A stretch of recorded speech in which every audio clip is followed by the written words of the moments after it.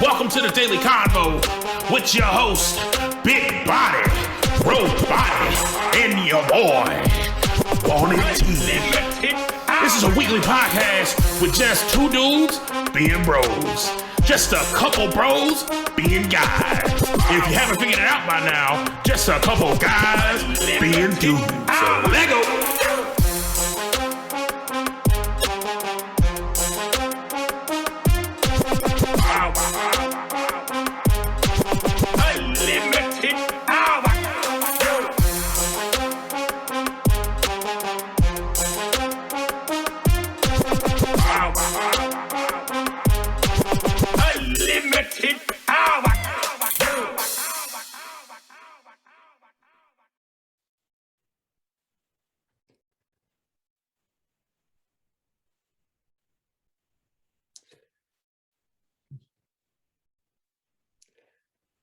Hey, yo.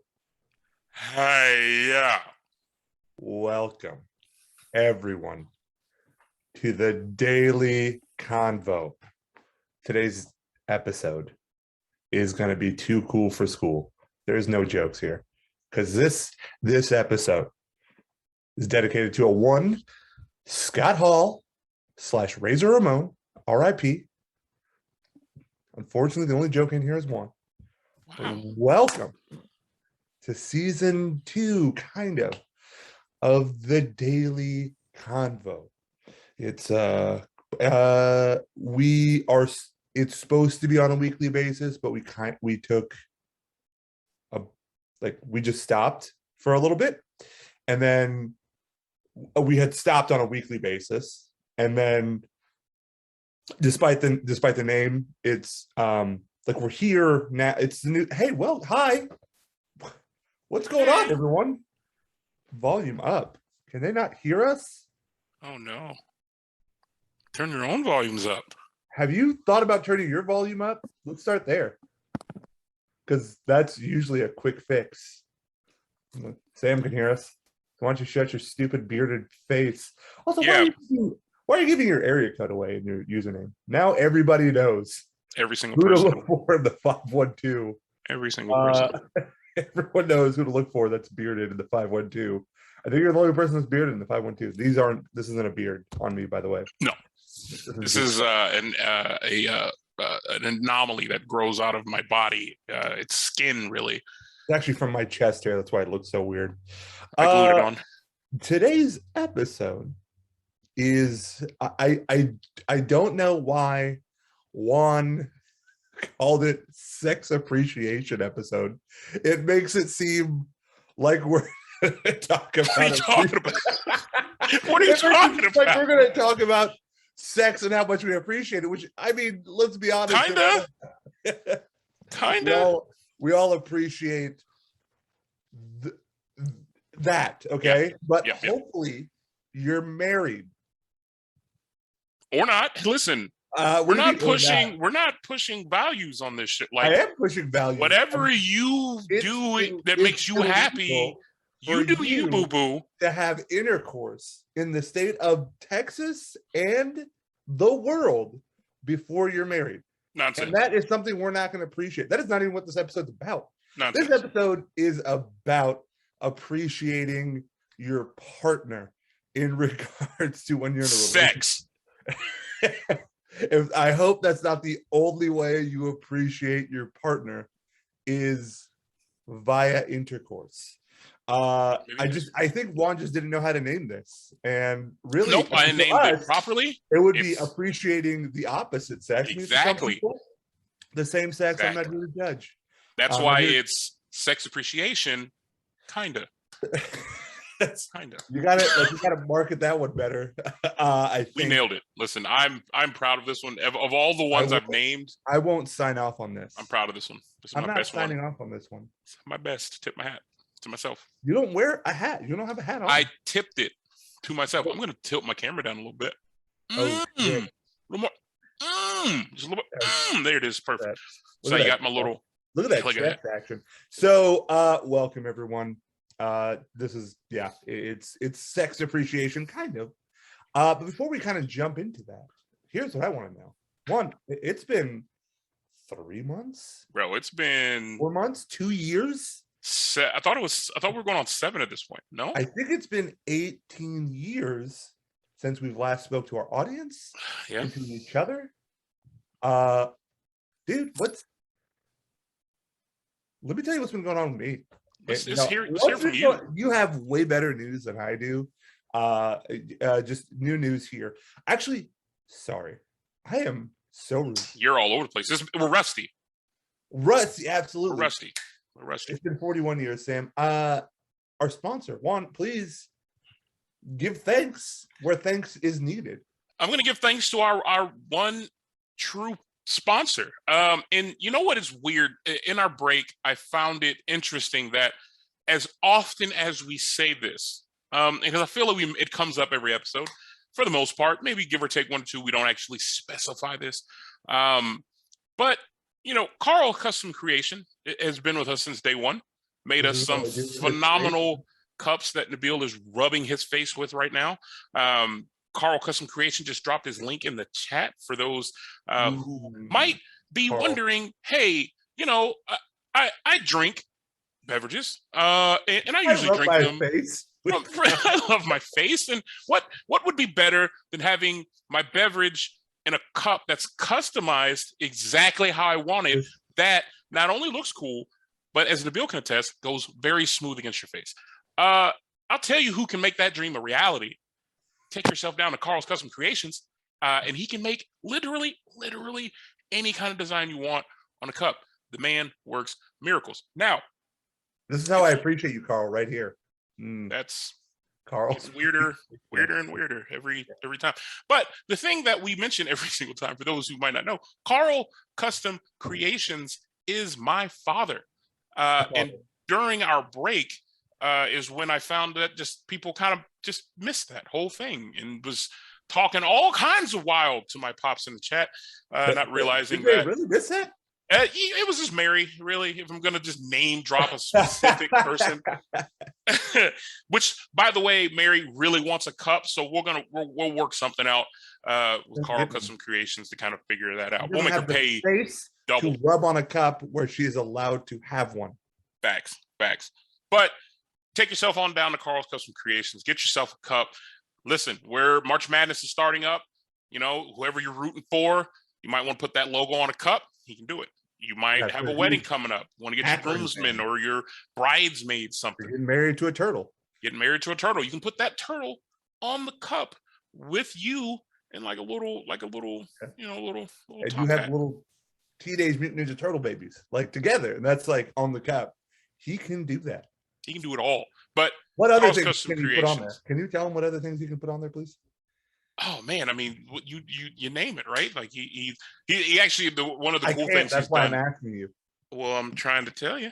So one of the cool things that he's done, that probably one of my favorite cups. So my dad is also in a motorcycle club, because you can't call them gangs anymore. But he's in a motorcycle club called the Buffalo Soldiers, and he has like his leather jacket that he wears with all his patches. Mr. Patches Houlihan, for those who catch the reference, has that on the cup. And then he also has like his bike on there as well, and like his name and all this. It's super, super cool stuff. But literally, guys, if you can think it, it's there. Check out his link. He's on Instagram under Carl's Custom Creations. That's customs with a K.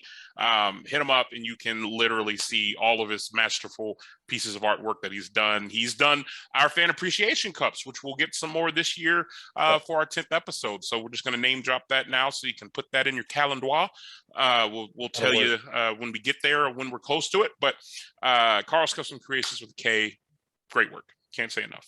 He pays Juan by the word. That's why he just kept that thing going. Yeah, I got a couple more words. It's $100 a word. So Carl's Custom Creations. Check out the link in the site. Carl's. I get any money from this? Carl's Custom Creations. You get nothing. No. Okay. If I give you a dime, I lose all of it. It's weird. T1, is that your new nickname? T1? Yeah. Yeah, I'll take that. That. I was hoping you would scoff at me. Please get off your phone. Second, I'm trying to get the notes and stuff together, bro. Can you? You're the one who did the notes. It's in your phone. Yeah, and that's why I'm pulling them up. I've never seen it. Like, you're not performing brain surgery. You're just looking at a picture. How do Why you are know I'm taking not? that How do study? you know? How do you Why know? are you Have taking you that ever picture? performed brain surgery in I your don't. life? Have I you don't. ever? Then shut up. You don't know what you can do from your phone nowadays. You can't Technology do is brain real. surgery from your phone. Maybe I can. Sam, fact check us. Man, it's been a while since we've talked to everyone here. Life has happened, apparently. Man, and some big life stuff has happened for you. I'll be the first to tell everybody. Kick him out of the party. Kick him out. Found a new bottle of whiskey. Okay. That's not the thing that I was alluding Jefferson to. Reserve, pretty good stuff. Biggest Hearing thing that that it happened to sounded my good. life since the break. No, kidding. This doesn't look like my last setup. My last setup, there was a UMHB flag behind me. Correct. That's a little offensive, but we'll let it slide. I bought a house. I'm a homeowner now. For those who don't know, now you do. Your boy got a house. So if you're familiar with the Austin area, I'm down off Slaughter. I'm a southern boy or a North San Antonio, however you want to, Trash. look at that. That's also offensive. I feel like I'm getting a lot of negativity from you. What do you mean? No, here's the thing. A lot of negativity here. I have some big house news myself. I still live at my parents. So that's rent free, baby. That's it. That's rent free. Somebody's one. I mean, listen, it's listen, we're both successful in our lives. Both of us have achieved. I know you're trying. And this is what makes you a good friend. This is what shit. This is what makes you are useless, man. God. Oh, what? Was I not muted? Okay, first off, self-awesome facts. But congrats on that. It's a beautiful house. I hope somebody robs you. Not that room, because everything you have in there is literally dog shit. I wish you could care better for your rooms, unlike that trash mask that you've had since I know you've been at Dell. Some shit. This mask? One, shut your mouth. Not while I'm done. This one? You mean the thing that my dad just bought me as a housewarming gift for my birthday that he had custom made for me? That thing? That's what you got him? That's what you should have got him. Here's the thing. You should have got him diapers. I hear you. Shitting the bed. I hear you. My only question to you right now: did your mom pick out those curtains behind you, or did you have an input in that? In the same with your mom's furniture behind you? I just want to know, like, where the line, where was your influence on the room at your mom's house versus what she did? Just out of curiosity. Mom did all this, all that. That's an old Nintendo. I can't take blame for any of this, but you willingly put that over there. This isn't my house. I didn't put any of this together. Yeah, I mean, because this is just things you wouldn't. You wouldn't understand. Also, when you don't own a house. When it's not your house. Like when you don't own any better house. Custom taste than putting his name on some Bill Goldberg tribal tattoo. Get out of here, okay? You should have threw it away in front of your.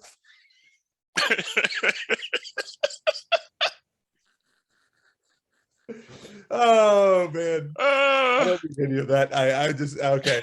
No, that's awesome stuff. I'm sure the holidays were awesome. Anything else that? I mean, nothing outside of bigger than this house, but we have a gigantic celebration coming up soon. We're going to Barcelona, baby.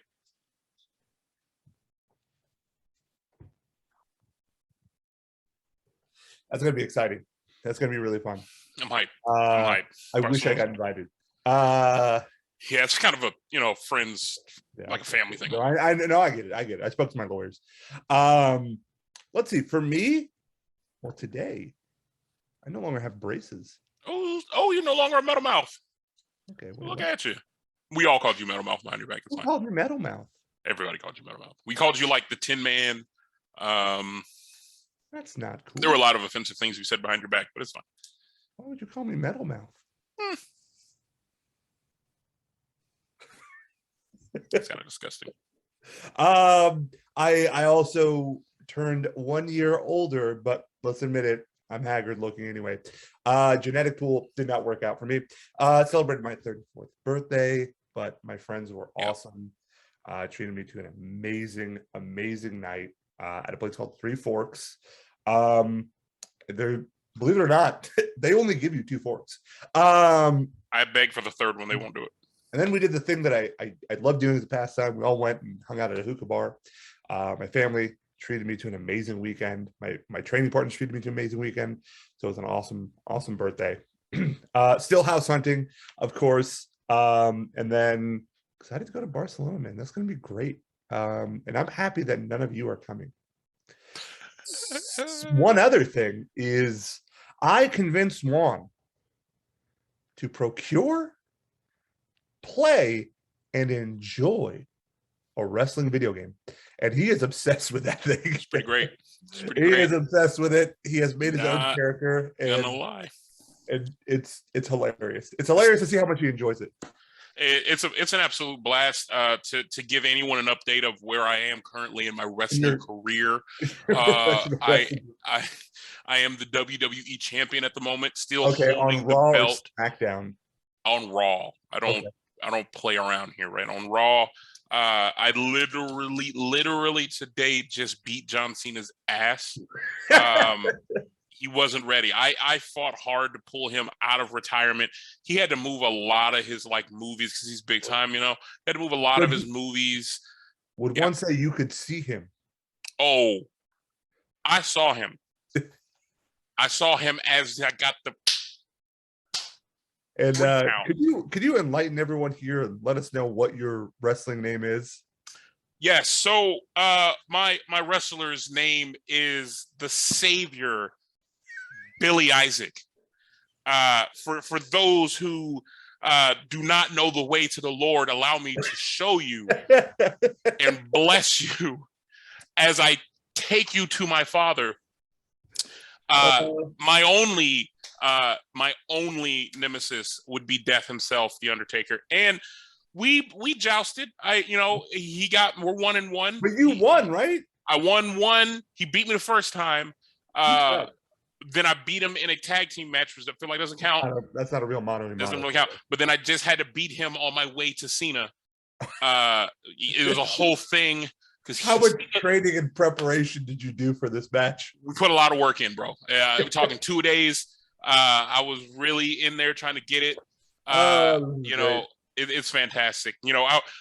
For the next episode, we'll take screenshots of our characters to show the people, what the Savior looks like. And by all means, tell the people about your guy, because he is also a very fascinating character in the ranks of the wrestling world. Yeah, I mean, there is no question that people will not know the name of Primetime Platinum Perkins. Big deal. It's kind of a big deal. My guy's going double platinum all the way to the top, baby. All right, he's 2 belts. Okay, and let me tell you something right now. I don't lose nearly as often as he does. There's a reason I'm a champion. But you started in the low ranks though. You were in the amateurs, right? You didn't start in Raw. You proving ground. You went to NXT, right? And, I was good enough to go big league. I'm just saying. SmackDown is big. It's on Fox. It's but it's nothing. It's nothing. I'm on my way to the top there. I'm already at the top. I'm already at the top. I'm sold out everywhere I go. Too sweet me. I'm not too sweet in shit. Wow, not even for Scott Hall, bro. Okay. You aren't Scott Hall. Okay, but it's disrespectful. It would be disrespectful to Scott Hall to too sweet you, bro. I don't like that. Everyone like watching right now. Thank you guys. Okay, today's episode is sex appreciation, kind of a gender. Kind of. Sort of. Really, we're just, for us, it would be talking about our first crush, what we love in a relationship. It's going to be very opposite of the gender wars and how we kind of came about things in a very negative way, because let's face it, we weren't in any way serious. The whole thing was just us. I was serious. Rolling. Oh, okay. Wow, that is not good. I meant that. I was joking the entire time. Every word. But so yeah, so it doesn't matter if same sex, opposite sex. We just want to talk about it and what we appreciate about being in a relationship for one same sex. So Juan, tell me about your first romantic crush. Before we get into that, didn't you have a meme we wanted to talk through? I did. Actually, I did. And it's kind of the complete opposite of this. Okay. So it's a meme in the sense that it's I don't know what else to call it because I keep seeing this post. And so it was this girl who I saw posted like, oh, like it's in regards to friend zones and then like coming out to tell your friend zone that you have a crush on them. And it's like, oh, well, you're hurt because she doesn't feel the same way about you. But imagine how she feels when she finds out that all you wanted to do was have sex with her, which to me is like incredibly insulting in the sense of like, I think any guy can speak to this, that when you like someone, like when you like feel strongly about them, really, it's funny, like the last thing that's actually on your mind is sex, right? That's really like all you think about is like how you want to be with this person in like in the most fulfilling way, right? And to grow with them and know more about them. And so I've seen this a couple times, and I kind of wanted to get your thoughts, but like it was just a thing that had upset me to see. And in my opinion, like I really strongly believe that you're just deflecting on something that's difficult. And allow me to say from like a perspective, like I get that situation is difficult, but that's not how you would justify it. It's okay to justify it in saying, I don't want to be with this person because I wouldn't be happy. But to simply dismiss this person saying, oh, well, they only said this to have sex with me and now I lost a friend. It's like, well, imagine the pain they're kind of going through. Yeah. By not saying anything and then to finally have the courage to say something. And that's how you want to justify it instead of just kind of owning to the situation. Yeah. Where it's okay. It's okay that you don't like that person. I think the root of all that is that a lot of people struggle with emotional maturity. Sure. That a lot of people do not know how to, and let me not even act like this is something that even if you think you're the most emotionally secure, like emotionally mature, there aren't still moments where that immaturity shines, that you don't know how to handle it. You don't know how to respond. You don't know how to rebound when someone that you consider a friend wants more. And for you can't, at that moment, I feel like you don't put yourself in that person's shoes to understand the challenge it took for them to even come out, to even confront you with it. So I feel like when that happens, right, like there's nothing wrong with your friend coming out to you like, hey, I want to see if this is more. And if you don't feel it, that's fine. Be like, no, I just see you as a friend and that's cool. That next day, the next step is where that maturity comes in, to where either it's such an awkward moment that you who was asked can't really see this person in the same light. And now you will come up with every excuse in the world to sever this friendship without hurting their feelings, or just you ghost them or whatever, or vice versa. Then the other person gets so hurt that they can't bounce back. But it's all in that maturity level,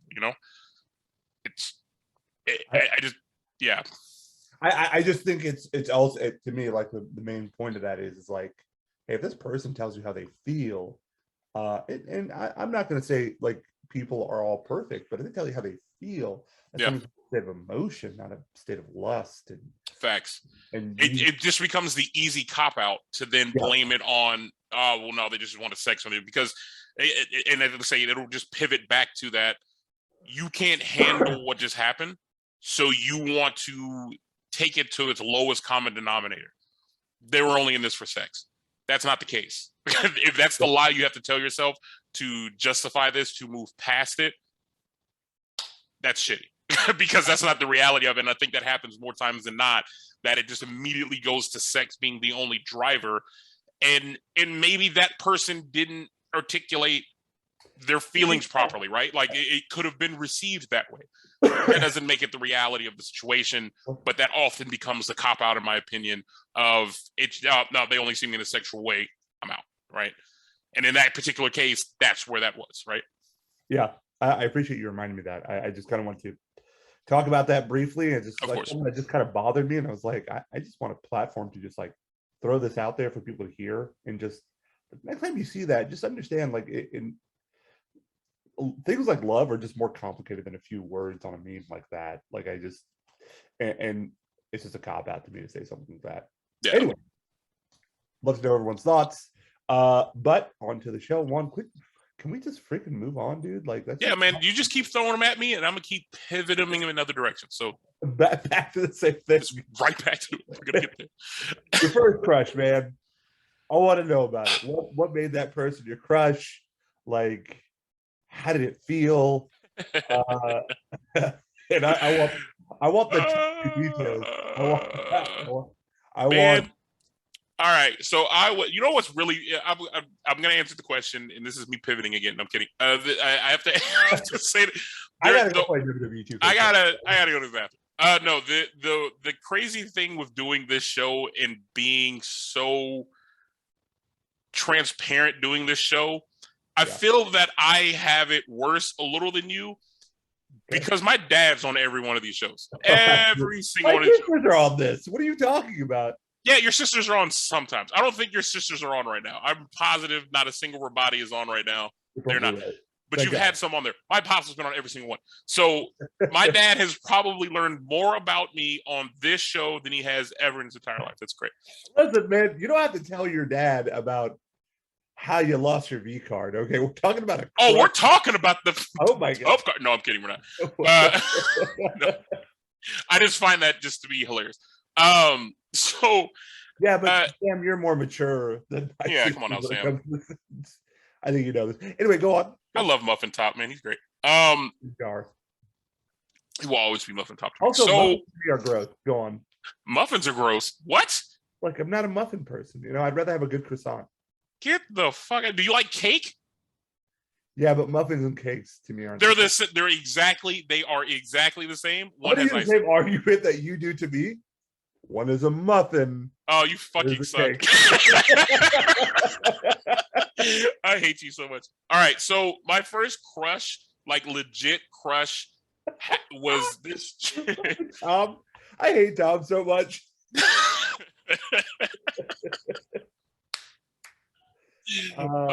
So my first legit crush was this chick that I went to church with. A little crush. All right.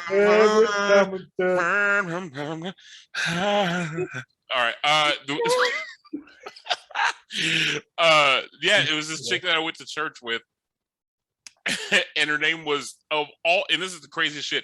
Now that I'm older, I think back, I was like, fuck. It was Satan. Lucifer. No, I'm kidding. Her name was Love, of all, like actual Love was her actual name. How did this actual like attraction happen? Listen, I'm older now, so I can be honest. She was flirtatious. She was very flirtatious for a chick. She gave me my first compliment of weird. She said I had a cute ass. Oh, but that is not. Yeah, it was. Listen, right? Weird. I was like, how old was I? Middle school, so like right when your hormones are just shooting through the roof. Every little fucking thing. I thought it was gonna be like, you have a cute smile, you're funny. Hey, great ass. All right, now let's go. You got a nice ass, yo. 144-1. Go on. But yeah, she was cool, man. Like we hit it off a lot, related to a lot of shit, and like it was just cool to like have that first. And not even, I wouldn't call it a relationship, because it was just like a weird, like we really only kind of saw each other at church, but I was at church all the damn time. Like we were both at church all the time. It was just literally my childhood. It was Monday, Wednesday, Tuesday, probably Thursday if there was quite, like I was there all the time. But yeah, man, it was just like I was infatuated with this person. She was mature for her age, if that makes sense. Mm-hmm. And the fact that she showed any form of attention towards me at all, I just ate that shit up. So it just became this like fun thing. It almost made it like I enjoyed going to church. I enjoyed staying there longer because she was going to be there. And like, it was the only place we could mutually hang out where, oddly enough, like no parents were really around. Like nothing crazy happened. Like we were not those. But when Pops gets off, we're going to hear the details. Yeah. As soon as Dad gets off, that your phone's ringing. We're gonna Drink your pomegranate and go to bed. But yeah, no, it was yeah. So she was like my first. We gotta. Your phone's ringing. You're late for dinner. Oh, that's amazing. Yeah, but no, she was the first crush, man. Like I was like in that. I was really, really like head over heels over that dude. Man, I think my first crush is a little bit different than yours. No, pops, I didn't hit it. Whose dad says that? Who does that? Did I grab her ass in church? I'll never say. I will not say. That's a no. Your child is scared. I did it. I definitely did. That was the first. That was the first ass grab. Throwing it out there. It was the first legitimate full. But she had a great ass though. I mean, it was great. Never forget. Never forget your dad. Pops, I love it. This is great. This is why we have this show. This is exactly why my dad's a sponsor. Totally blows mine out of the water in saying that my first crush was just Cindy Crawford. She was super hot. It was 96. Your boy was 9 years old. You would have sent her to jail, by the way. You would have ruined her life. Okay, but you're a minor. You're a minor. All right. Like, what does that even mean? It means it's illegal. To who? For her to do it. It's like there's laws. Listen, for her to kiss me, like it's like, but like, what if she was my mom in public, right? That's a weird reference, and I'm gonna stay the hell away from that, man.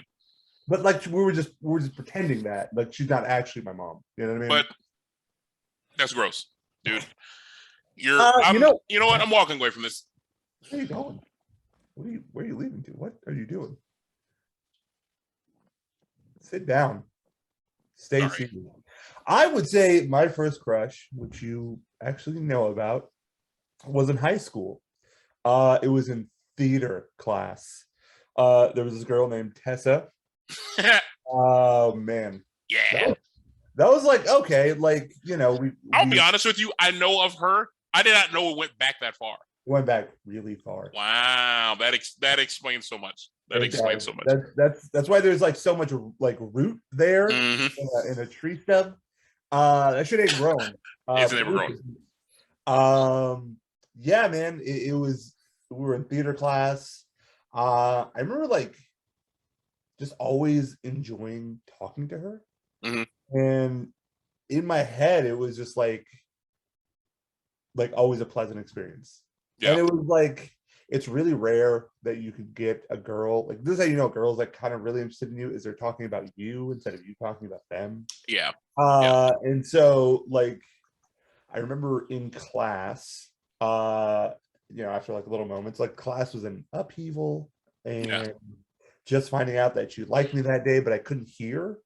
And so I had no idea what anybody was trying to tell me because it was so loud in class. Mm-hmm. But yeah, I remember like an hour later, somebody like stopped me at lunch and then just told me about it. And it was one of those things where we had like talked, I think, every day on AIM back in the day. I don't know if you ever had an AIM account. Bro, listen, everybody had an AIM account. Yeah. We used to, which we'll touch on another topic, but we used to, I won't ruin it. I'll come back to it because it's part of a great story later. Go on. Sure. My story's lame. But like for me, you know, it was just one of those like teen crushes. That just kind of like maybe flourish a little bit to a little bit of teen love. Yeah. And it was fun. It was a very careless time. That I just enjoyed having those conversations back in the day, right? Like, yeah, that's no. You know what I find is funny? Like, I did also grab her ass. Yeah, I'm right there. Yeah, I know. Yeah, that's what I'm talking about. That's what. Grab them cakes, baby. It's all about them cakes. If you ain't grab no cakes, you didn't have no crush on nobody. So I'm saying. Would you grab cakes or would you grab muffins? It's cakes, man. Like, listen, muffins are muffins, cakes are cakes. You said it. But you love muffins. I'm not saying. Here's the thing. I'm not gonna say muffins are better than cakes. Cakes, hands down, better than muffins. Have you had a cake, which insinuates that a muffin is as good as a cake? Well, because I'm gonna say this, they're the same thing. One has icing, one doesn't. If you took a cake and you didn't have icing on it, you got yourself a muffin. I can make a red velvet I can do like a carrot cake and a carrot muffin. Same bit, blueberry muffin. I would disagree. Honestly, I think a muffin is way more dense than a cake is. I can promise you, if you look up the recipe between the two, it is the exact same. There is what I think. I think no you're difference. And a scumbag, and I'm glad your father is here to Wow. see how horrible of a human being you are. Wow. And he raised that. Wow. I'm gonna, when I put this post up now, like on Spotify after this is done, I'm gonna do sex appreciation kind of / muffin versus cake, because this is now gonna draw forever. I guarantee everybody here is gonna say a cake. Are you a Listen, muffin or a cake guy? the question isn't if Muffin you're a or muffin cake? or a cake guy, because I eat them both. I eat them both. No, what I'm saying is, rather have a muffin or a cake. That's not the question. Because that's not what we started the argument with. The argument with was you I'm said asking you don't right like muffins. You don't like muffins. I like muffins. I like muffins. Would you rather have a muffin? No, I didn't say that at all, because I'm not answering your trap question. Listen, I've known you for years. This is a trap question. There's no winning here. There's no winning with you on this. It's cake. You No. would rather eat a cake. I'm gonna say good on you for grabbing your crush's cakes. That's what I'm gonna say. The muffin girl's first crush was in the 5th grade. Here's the thing. I just want to say this now. That before we started this, you said you weren't going to out yourself, and here you are outing yourself. We always get it out of people. That's what this show does. This show pulls it out of you. I'm gonna say right now, we're one question in. I've missed this. That's hard. I don't. That hurts my heart a little bit. That's also adorable. But here's the thing: she might be married with several kids, but it's never too late. It's never too late, bro. It's never too late. Have you? Well, I forgot to say it doesn't work for you. Muffins, you should try to go look up your crush, see where she is in life. Because there was this other chick in middle school that I had a crush on, that I hung with, that she lived in my neighborhood, and we hung out from time to time, because she lived close enough to bike to. And I feel terrible that kids today will never get that experience of your bicycle being your main mode of transportation. I just feel like that's not a thing anymore. You don't see a bunch of kids biking through town and shit. You didn't have a bike? I didn't know how to ride a bike. What? Yeah. Oh, that's tragic. My bike. Here's the thing. I was a biking fool. My dad was like. Can I just stop to call out that Tom is a giant simp? Shut up. Shut your mouth. I'm watching my crush now. Yeah, Tom has been. Oh wait, I thought he was talking about Brenda. He's talking about us. Never mind. Whatever, you simp. Wow, dude. I mean, but I'm still gonna throw it out there. Tom's a simp. He's a simp. I love him. He plays hard ass on the exterior, but in reality, he's a simp. He's a softie. He's such a softie. It's a defense mechanism to always look like he has a face of hey, don't fuck with me. But in reality, he'll hug you. This is Tom's face. Hug, and it's warm and creepy. Tom's face. It was Tom's face all the time. It's Tom. Is that Tom? Tom, is that you? No, but to the bike thing, my pops was bike central, which I still my fondest memories. And this is just a complete segue from nothing to do with the episode.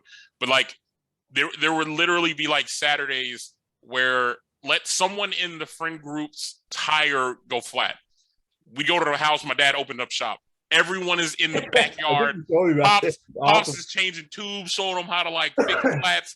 Sitting there oiling the steering shit, the ball bearings. Here's how you do this, and you tighten this up, and you do this. Stop hitting your brakes so hard. My dad was bike shop central. That literally everybody, all of my friends would come and bring their bikes. We'd get a little tune up, and we'd go on about our day. Man, it was dope. I just want to say this. I was told a story, Carl, by Juan this weekend. A mosquito story, and and it was probably one of the funniest things I've ever heard. And I see Carl absolutely being Carl in that scenario. It was great, and only the coded way I'll tell this story, Pops. It was of Jaden when you took him to Kashada. That's not coded at all. You're just telling the story now. Yeah, I'm not telling the story because literally no one in here knows who these people are that I'm saying. So only he will understand what I'm saying. I'll see you with that, and we can go on to the next question. I actually don't understand this next question, so I'm hoping that you would clarify it to me. Yeah. So, all right, let's talk through your first broship or she-ship. So, for those who don't know what a broship is, who is your first bro? Who is your first bro? Your guy? Man, Or if it wasn't a bro, who was your she-ship? Who was your first female, like, yeah. lady bro? Who was that? First bro, I remember we had moved from Jordan back Mm-hmm. to California. It was a kid by the name of Ryan Vance. He lived in my apartment complex. We both like loved the same shit. He was total down as fuck. He was an awesome ass dude. He was like him and I would exchange back in the day Super Nintendo games. That's fire. And then like we were just such fucking nerds. Like we would always like talk about like martial arts and Mortal Kombat and Street Fighter. Like that's like honestly, these are things that I still probably talk about today, but like having someone to relate that level of enthusiasm with, and then like after school, like play in the park and then go play Super Nintendo and then exchange video games and then just Yeah. like that was an awesome like friendship for being in like the third or fourth grade, and then Yeah, that's kind of dope. we had to move to fucking Kentucky, which like Fucking that, Kentucky, dude. that was the first time I ever heard the N-word, and they called me the N-word when I lived in Kentucky. That's such a Kentucky thing to have happen to you. It really is. I think it's because I beat up this kid, and he knew I wasn't white, and so he didn't know what to call me after I beat him up because he was. You were the first, like, called me the N-word. I was like, what? Okay. Probably the first minority he's ever seen in his entire life. I Somehow he probably thought you were biracial. In Barboursville, Kentucky, I can believe that. Wow, what a name! Yeah. I don't think I've ever asked what actually got you into fucking Kentucky. Like, did you ever figure out why did y'all move to Kentucky? Gold Rush. Gold Rush. No, man, my parents were, to some degree, like entrepreneurs, but in the most stereotypical fashion. They owned gas stations. Yeah. They lived it up, dude. If we were like anything short of Iraqi, we'd be taxi cab drivers. Like that might have been the first like racist joke I ever said to you that just nailed. And you were like, actually, they did own gas stations. I was like, yes. That's great. Really on point. So yeah, we had a couple gas stations in Kentucky. Funny enough, I lived in Kentucky my last like month there. Mm-hmm. Sammer was born, and I remember seeing him. The last time I saw him before I saw him recently he was a baby. Baby. He was a little baby. My cousin had lived out there with her husband. It like leaving Kentucky to Austin. I don't know how to describe it. It was the most amazing feeling. Did y'all come from Cali to Kentucky, or were you Cali, Austin, Kentucky, Austin? No, it was Cali to Kentucky. Ugh. Yeah. Let me tell you something. We had visited Sam's parents. That was like the longest road trip ever. So imagine visiting, coming back, and then like 3 months later saying, you know what? We're gonna go live there. You mean like moving from Newport News, Virginia, driving to Lake Charles, Louisiana, and then because your parents think this was exactly what you want to do. The oven was on. We got to go back. We need it because nothing a high school grad wants to do more in his life than to road trip from Lake Charles, Louisiana to Los Angeles for 2.5 weeks and then come back. That's exactly what a senior wants to do in his summer. So that was my gift was an Xbox 360. It was great. I got no gift. I got the gift of going to Los Angeles. Congrats. Oh wow, it is smoggy out here. It's crazy. It's absolutely crazy. My first like bro, I guess, that I can think of. I mean, I honestly, it was probably my cousin Angie. Mm-hmm. Like her and I, like she was like a few years older than me, mm-hmm. but like she got what I was going through in like middle school and high school and so on. And so like talking to her about like girls or bonding with her about sports or like what I'm going through in class, and like she was awesome in that way. And she was probably my first like that was my bro. Bro. I love my cousin Angie to death. She's hilarious. That was probably, first girl bro that and we used to always play basketball too, and like we'd go visit Dallas, and I'd stay over the summer or whatever, and like they had like a basketball hoop. We'd always like be ultra. She would kick our ass. Like I wasn't always this tall and like big. I would like for a girl, she was like, I don't know, like 5'8" in high school. And so like here we are, like me and my cousin Fayez are like 5'3", just getting posted up, getting worked. Like, shit. But it was great. It was an awesome time. What about you? No. Man, my first true broship happened. So I transferred and went to this like private, tiny Baptist high school. It was like independent Baptist, and for anyone who is religious, who knows anything about the different type of religions, independent Baptist might be just the cream of the Baptist. Let me tell you about independent Baptist, my friend. Independent Baptist might be the closest to Pentecostal that a Baptist could possibly get. I don't know what you're saying to me right now. What is it? I know it's not. So I'll tell you this. None of the women wear pants. It's tight. They're nude from the waist down. No, you have to wear. I need to find this church. I don't care who I need to bulldoze over. More of it. No, go on. The women all wear ankle length skirts. They tell the children, if you show your knee, you are basically going to become pregnant at some point in your life. That's tight. So they brainwash the children from real young, but like, you don't do it. That's not ladylike. You ever just like wonder where these fucking rules even come from? You show your knee and get pregnant. I can tell you a lot of this shit comes from interpretations of particular Bible verses that they decide to just hang on to for dear life. We're talking about one verse that's a interpretation. I mean, here's the reality. We go that extreme with it. This is also a thing we might like. I have to convince you to try to make this an episode in season 3, but like to dive into these different religions, you will find most religions' strict laws and rules are literally defined by a handful of books in the Bible that they refuse to just like look past, and they believe that this set of rules is how all Christians should behave, and that's where they hang their hat. So among the ankle length skirt bit, that's the first time I ever heard the term culottes. And if there are any ladies in here, I'm sure ladies know exactly what I'm talking about. But culottes, Nabil, are essentially shorts that like MC Hammer might wear that are damn near to your ankle, if not calf, but they're short. They're just baggy ass high water. So they look like fucking Andre Agassi in a tennis tournament. Pretty much. Cool. They're ridiculous. They're just big and baggy ass shorts that could cross.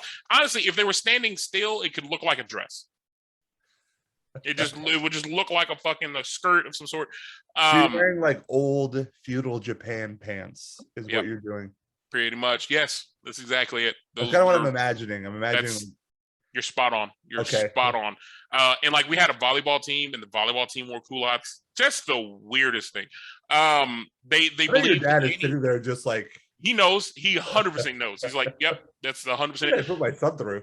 They believe that like drums in a song were secular and worldly, and they weren't about it. You couldn't if I drove in when I finally could drive. If I drove into school and I had like music bumping, I would easily get a demerit and or a detention, no questions asked. Oh, what kind of merits would you get? Demerit, and like so many demerits, you got merits to take your merits away from you. Exactly. Yeah. Even if you had no merits, they would steal them anyway. It doesn't matter. You could have negative merits. A lot of negative merits. Yep. Are you going to hell? Yep. So anyway, bro, all of that shit was that school. Sorry. There were legitimately 5 black people, me being the 5th. Oh, they were established. Now, 3 of these blacks were a lineage of blacks that walked through the school because they were all brothers and sisters. and their two oldest also went through the school. My buddy Jeffrey Jack. Jeff was the middle child. There was Jerica, and then there was Jacob, is the youngest. Jeff was my first broship because we all played football. Jeff was Jeff was fast. Now, the fourth black, I can say that I'm black. The fourth black was named, it was Josh, but we actually called Josh Black because Josh's nickname was Black. Like, this is what we called him. Like, all right, Black, because Josh was black, bro. Josh was black. Josh was blue black. But that's just how racist we were as kids. But Josh was fast as lightning, bro. Like, you did not want to see. Josh went to a public school, ran track. I forgot what he did to come here. Most of the kids who went to the school, like, got into some shit and ended up there. But like, this was our group. But like, Jeff lived out in the country. Jeff was a country boy, and me and Jeff would just get into just like country shit. Like, behind Jeff's house, there was this guy who had this like pasture and also like this salvage yard, but not of like cars, but a salvage yard of like housing material, concrete, rocks, all this other just weird shit. And there was just a bunch of cows laying around. We'd hop this fence and go back there, and they had these like wild blueberry bushes and blackberry bushes, but there was just one gigantic bush that it was blackberries and blueberries, and they like intertwined, and they were like the greatest berries in the world. However, there was a bull that protected the cows in this fucking field that would always chase us all the time. Why are you testing bulls? Like, go play video games. Fuck that. We didn't video game. We were in the country. Jeff didn't have video games. Jeff was one of 5 siblings. Wild fucking bulls. We did country shit. So we would hop this fence and like go chase. We'd have to like, we literally would take turns running to go grab as many of these berries as we can and stuff our face and run back before the bull would get there, and we chill out and the bull would walk away and we'd go after it. One of my fondest memories with Jeff was the day that we shot with a BB gun, because Jeff always had these BB guns. I could never have a BB gun or a pellet gun. Jeff had all this shit. We shot an owl, and in the middle of the day, and this is where my irrational fear of owls started. I'm over it now, but I had it for the longest time, this irrational fear of owls. So Jeff and I were walking through this field. We, as anyone who's country may relate to the story, if you are country, which I'm assuming most of these people in this chat are not, you have no idea what the fuck I'm talking about. But we would literally walk with these guns in our hands, and the whole point was to shoot anything that moved. Any living animal that had the audacity. We're bored. Let's go murder. It was just a murder spree. We didn't give a shit about anything. Yo, put your eye out. We didn't care. So we literally, like, we were walking through this field, and like, we saw a rabbit. Of course, we weren't good enough to kill a rabbit. It was too fast. But then we saw this like thing moving in this like brush. We didn't know what the fuck it was. We could see the bush moving. So we were like, all right, take aim and just open fire. So we just opened fire and just laid waste to whatever the fuck was in this thing. So we get up, and it was an owl. And this owl was like laid out with its fucking wings up and shit like that. So like, Jeff was like, all right, I'm gonna bring this thing to the house and show his brother Jacob that we killed this fucking owl. I somehow get convinced to like pick it up. Don't know why I agreed to that. No idea why I agreed to that. So I go to fucking walk up to this owl, and like, we're laughing because we can't believe we shot an owl in the middle of the day. Yeah. And I get like within a foot or two of this owl, and this owl turns around, like, he was just laid out. He like wakes up, stands up, looks me in my eye, and flies directly at my face with his fucking claws out. And I like knock the thing up into the air. I fall to the ground. He's circling us.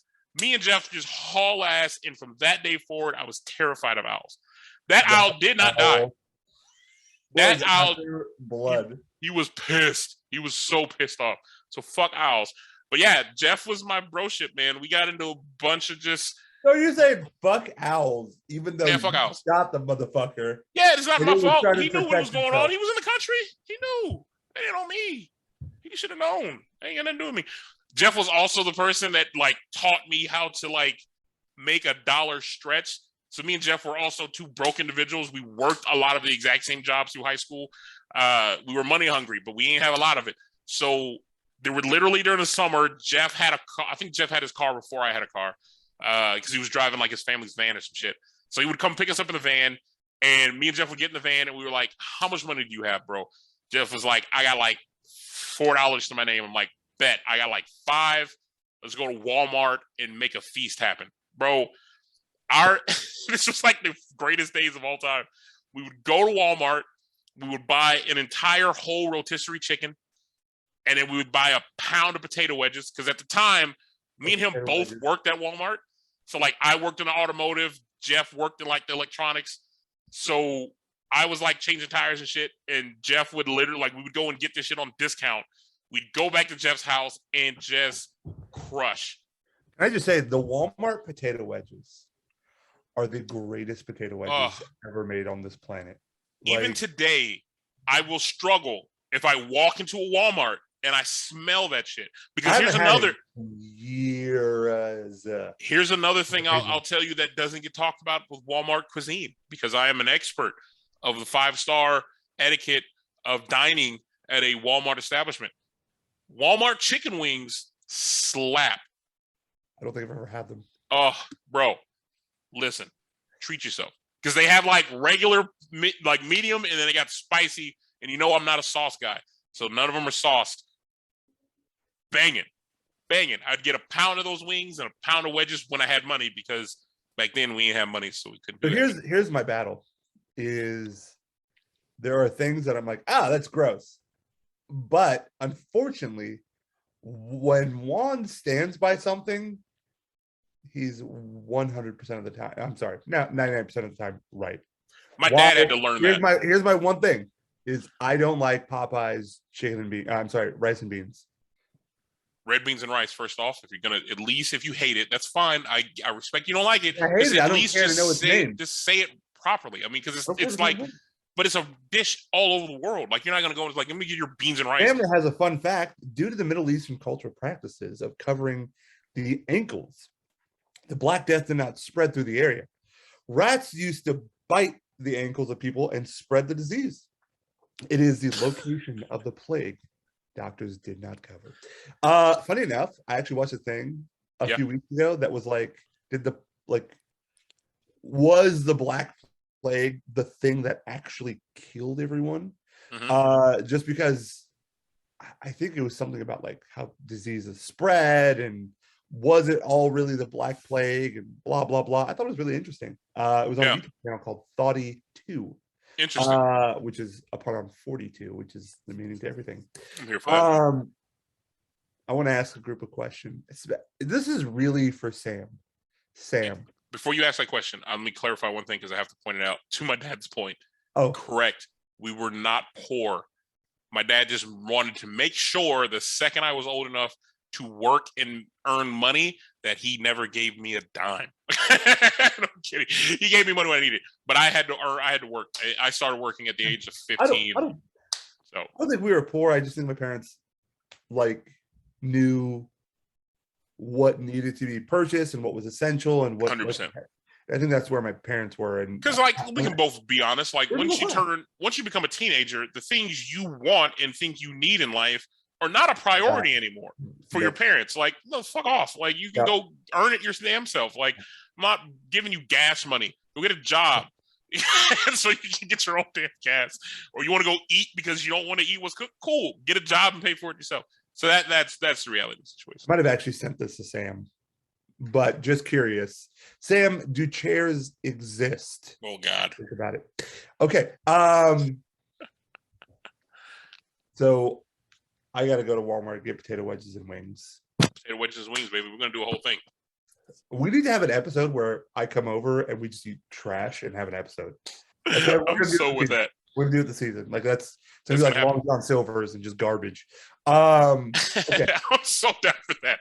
We'll do a whole fucking food. Yeah, we're doing it. I'm in. My parents love Long John Silver's. It's fucking. My pops loves fucking Captain D's, which is also basically Long John Silver's. I have never heard of Captain D's. It's like a West Coast thing, bro. It's like in Cali and a bunch of other stuff. But it's like, I don't remember this. Well, I mean, I was a kid, so listen, Carl Custom Creations can talk all day about Captain D. Hell yeah. Yeah, look, he loves it. He fucking loves it. But he is the only human I know that exists that, like, if I was like, you want to go to Long John Silver's, he'd be like, yeah, fuck it. Qualities you love. I mean, it's gonna be male or female, but for us, it's gonna be female. Qualities in a female that you love, and what draws you into them. Specifically, meaning like, what is it that you're just like, man? Yeah, I will say there's of course the let's take the beauty stuff and like that's superficial. We're deeper than that.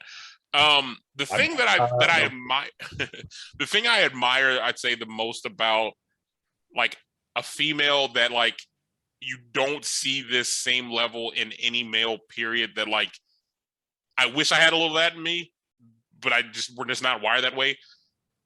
The level of fucks given, like the care that a woman would give to any topic. Like if a woman is passionate about something, bro, they are fucking in it. They are locked in it. There is nothing in the world that could possibly detour their thought process. Like to see like, you know, to even take it small, to see a woman like lose their shit over the cuteness of like a baby or a puppy. It's always the best thing in the world. Oh, it's just like the fucking greatest in the world. Guys could honestly, we care enough. Like that's probably the greatest way I could sum up any guy's idea of anything we care about. I love football. I care enough about football. If there is something else that I would rather do, I'd rather do it. If a woman, I don't know, whatever the fuck they're passionate about, there's nothing else that's going to deter them from it. Like that's the priority one. Rustic interior designs. If they're passionate about it, it's gospel. That's a pillar. That's it. Like, shout out. So shout out to like Aaron this weekend for engaging with us on the dumbest shit. Dumbest shit. A friend of ours, we literally went to smoke hookah, and we are having just the most special of conversations. Not even special in a great way. Just like the worst, like just literally bro conversation. It's bullshit. Exactly. But she was so caring about that moment. Like she was like, I'm in it. Whatever we're talking about, I don't care. I'm in it. And like that trait I've only seen in women. I've never seen a guy give that many shits about anything on any level, because we would just rather like, listen, if it aligns with my laziness or it aligns with the 1 to 2 things I am passionate about, I'm forward until something else better shows up, and I'm just gonna dip and go do that. The chair is not real is the conclusion. Thank you, Sam, for explaining that one. I always hated Muffin Top. We're gonna get into a special conversation about this. Sam, I don't know if you know this, but you're gonna be on 1 or 2 of our episodes this season. Yeah, we'll reach out to you. Mine is a little bit more intimate on the things that I like to love.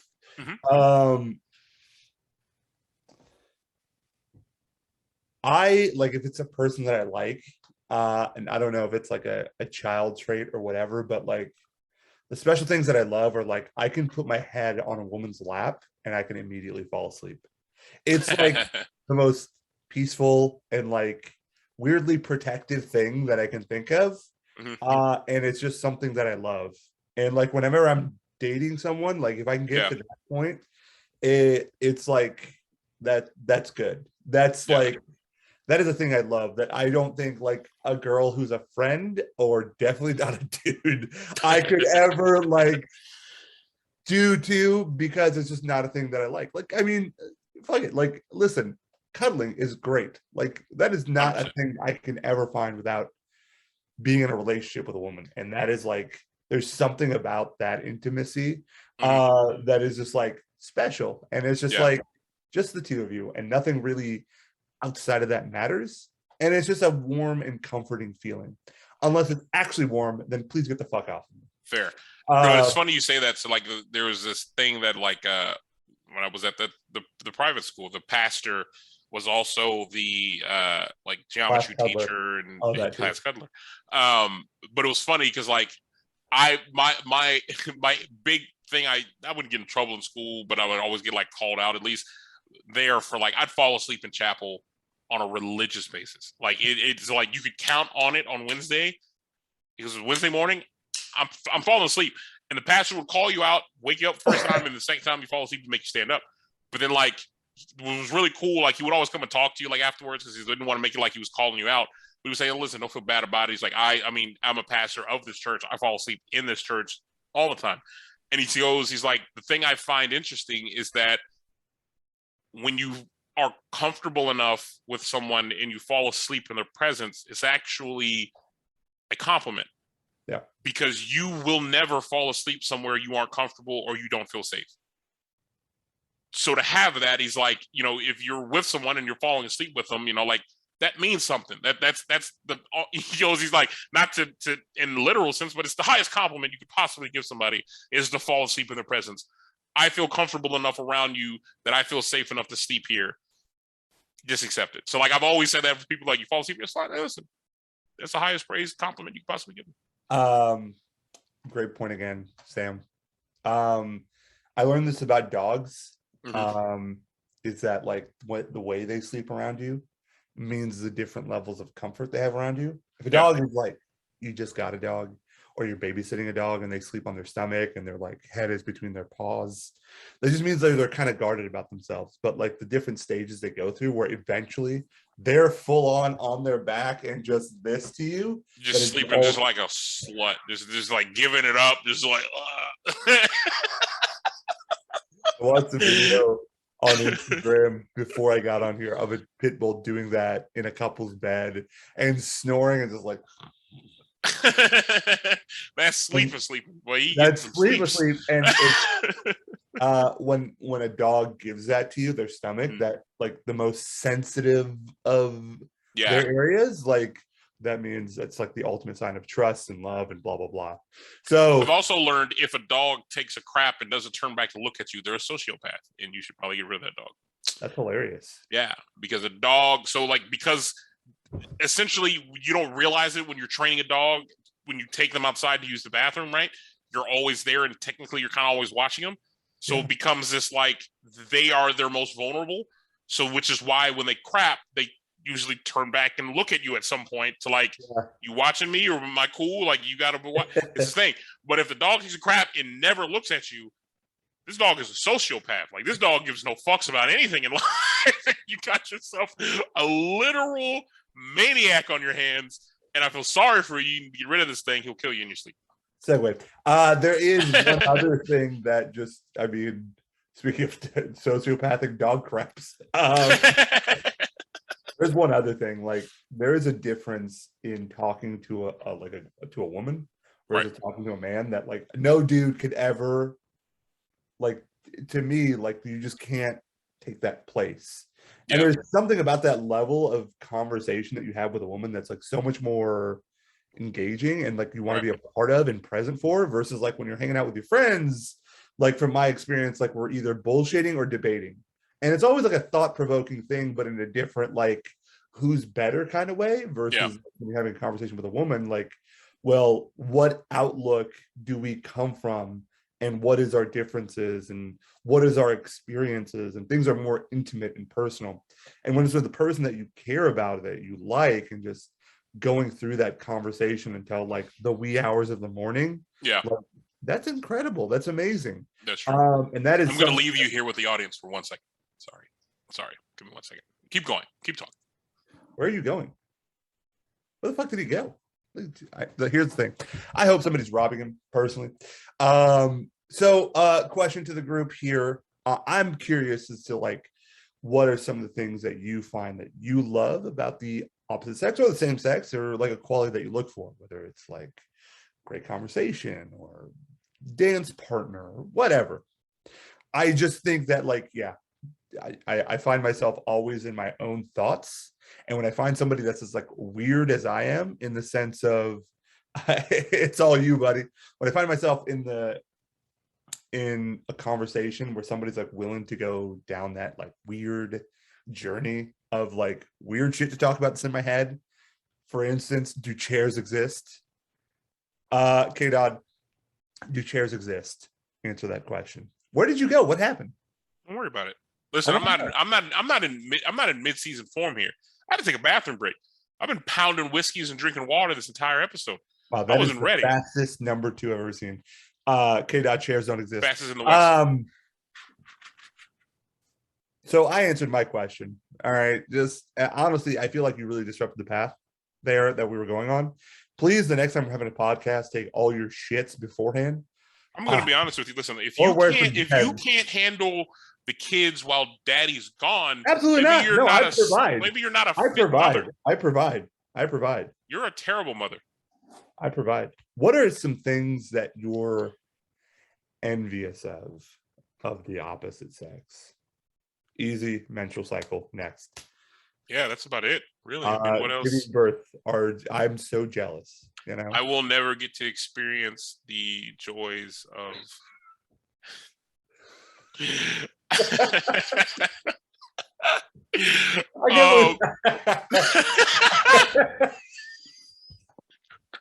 We might have lost K-Dot as a fan of the show forever.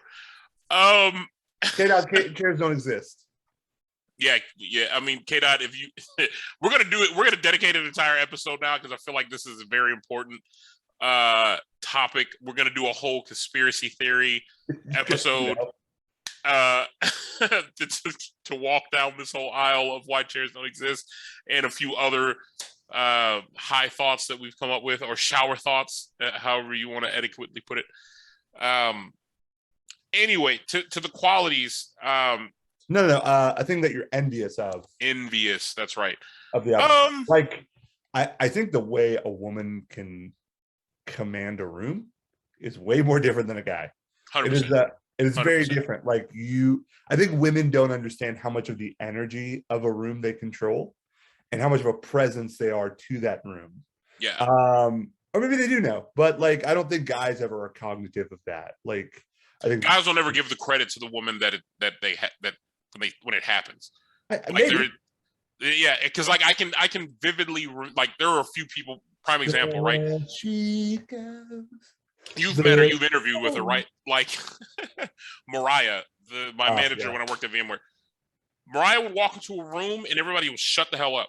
Like if Mariah had a point to make, she was making it, regardless if 1,000 people were talking at the same time.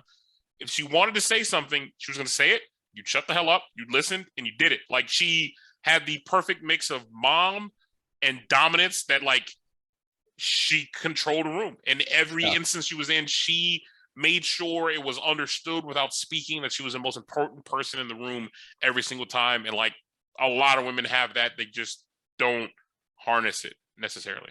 A lady today, when I was getting my braces removed, that's a 34-year-old man saying that. Man-child. Was like, I can't remember what we were joking about. I was like, oh yeah, just schedule me as early as possible. I feel comfortable looking like garbage in front of you guys, which is true. I generally do. I don't give a shit.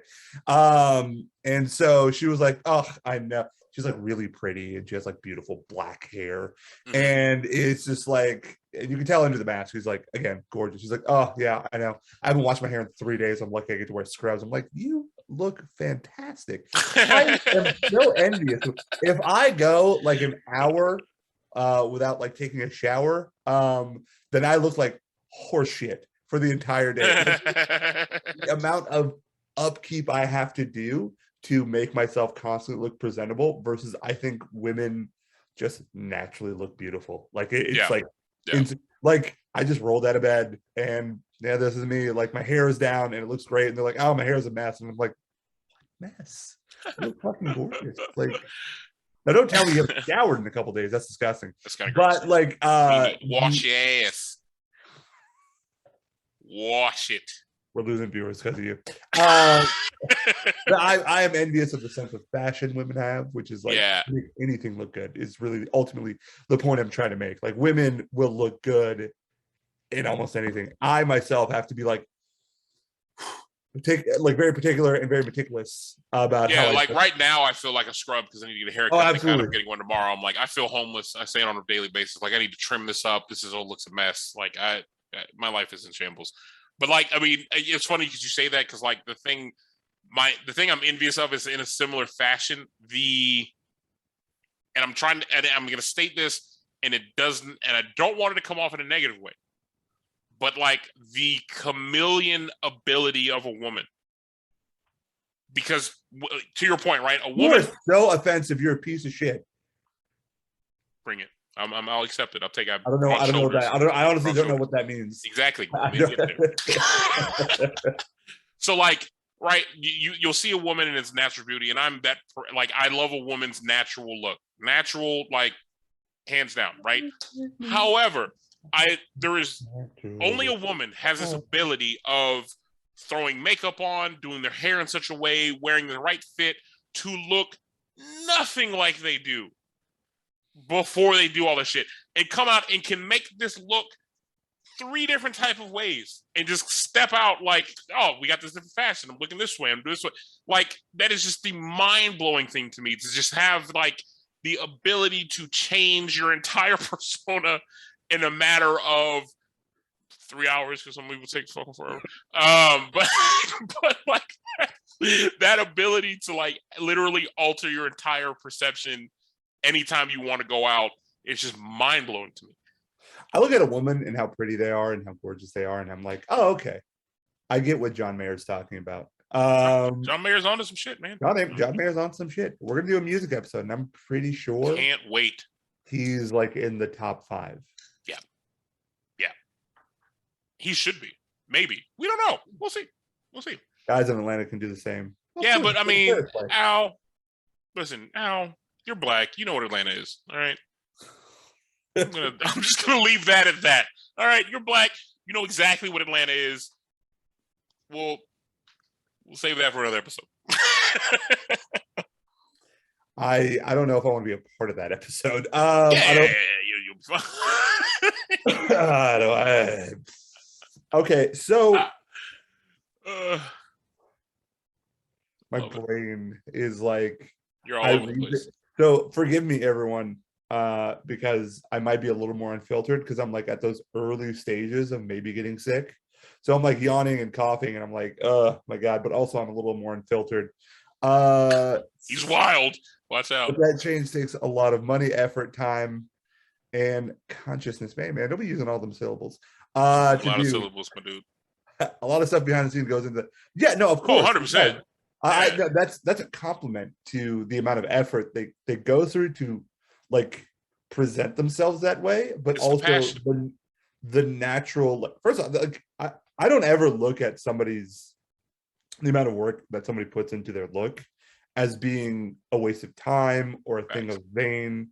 Vanity is a word that comes from self-care, and I appreciate when someone puts that level of care into themselves, because it's not easy to upkeep yourself as a human being, right? Like, I hate to break it to everybody here, it's not enough to take a shower. You gotta brush your teeth, you gotta come here, you gotta put you gotta do some that. Guys as a whole, we do a very piss poor job of the basics. Absolutely. Of the basics. So women nail the basics at birth, damn near, and like they just build every year of their life. They just escalate to like, I have my skincare regimens that I have to do. Like, all that's just worth it. Because back to my point earlier, right? Women are more passionate about things, and they care and are willing to put that fucking work in. Whereas I'm like, yeah, that's about right. I'm good. Just give me a couple of these. Like, I don't like how that looks. The bread crumbs down. All right, we're good, and we're out the door. Like, I'm good. I put a little oil and a little sheen in the beard, and we're good. We're Gucci. No doubt. That's how Sam talks. No doubt. I'm just saying, there's a lot of work goes into how they do it, and it's extremely appreciated. Fuck them. I'm kidding. No doubt. No doubt. This is where my brain is like being unfiltered. What have you done for someone to show them you love and appreciate them? Please don't say eat ass. Go on. That's it. That's totally for you. Let's just be real. I mean, listen, listen. It's 21st century. You ain't eating ass. What you doing? No, saying. No, saying. That's besides the point. No. So what have I done? You so can't drink muffin. Go on. No. I think I had this conversation the other day. Like, for me, the older we get, the harder it is to give time to people. Sure. I think time is an incredible thing that we can easily take for granted and don't take into consideration other people who may want it. For myself, I work really hard to give that to the people that I give a shit about. I try my hardest on a weekly basis to meet the people that I give a fuck about at the level that I can give them to show that I appreciate them enough. So, like, example, right? Like, you are of the closest people in my life. There is not a single day that passes that we don't text, send some dumb Instagram something that we will never watch, but we will ask each other later on, did you watch it? And we didn't watch it. Chop it up in a chat party. Like, there's not a day, right? Then there's other people that I get that they are busy. They have other things going on that, like, I will try in a week or 2 week period of time, like, hey, listen, I haven't seen you. We haven't seen face to face. Come over. Let's do dinner. Let's go somewhere. Let's do something, right? Like, there are some people that live further. Like, Al's in here. Al has a kid. He has his life. He lives all the way up in Pflugerville and shit. Like, I can't see you as much as I want, but I will figure out a way, right, to show that I give a shit.